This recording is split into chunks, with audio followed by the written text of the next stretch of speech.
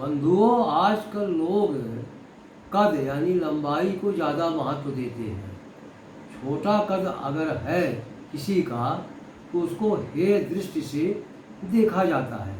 कहीं शादी ब्याह की बात आए, लड़की देखने जाए तो पहले हाइट पूछते हैं कि तुम्हारी हाइट क्या है, या उसके गार्जियन से पूछते हैं कि लड़की की हाइट क्या है।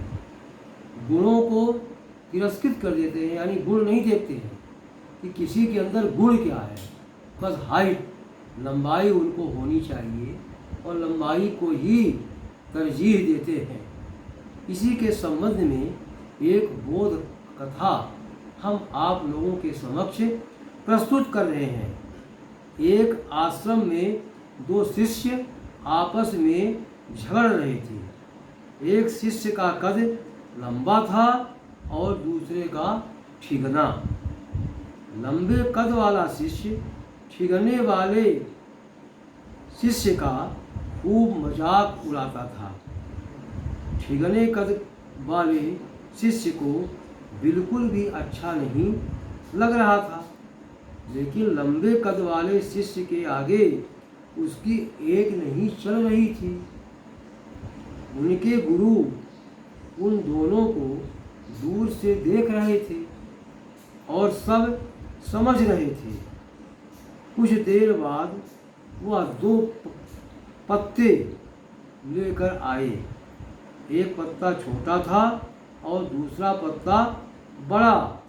उनके पास लेकर गुरुजी पहुँचे और आश्रम के सभी शिष्यों को बुलाकर कहा, तुम कौन सा पत्ता लोगे?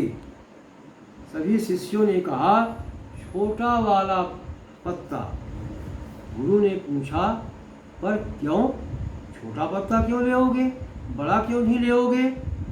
सभी शिष्य एक स्वर में बोले, क्योंकि वो गुणकारी है, उसमें गुणों का भरपूर संगम है, कई रोगों को सही कर देता है और इसे सुबह सुबह खाली पेट चबाने से हमारी स्मरण शक्ति भी तेज हो जाती है और यह बड़ा पत्ता कुछ काम नहीं आता है।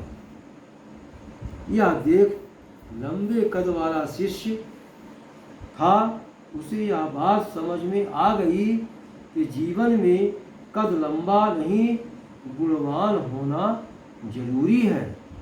हमें किसी के कद को लेकर मजाक नहीं बनाना चाहिए।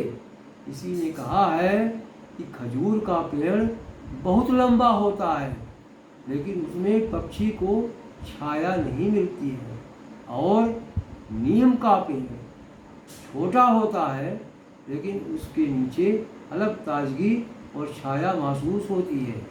इसलिए हमें किसी के कद पर मजाक नहीं उड़ाना चाहिए और उनके गुणों की परख करना चाहिए कि आखिर इसमें गुण क्या है। धन्यवाद बंधुओं। जय हिंद, जय भारत।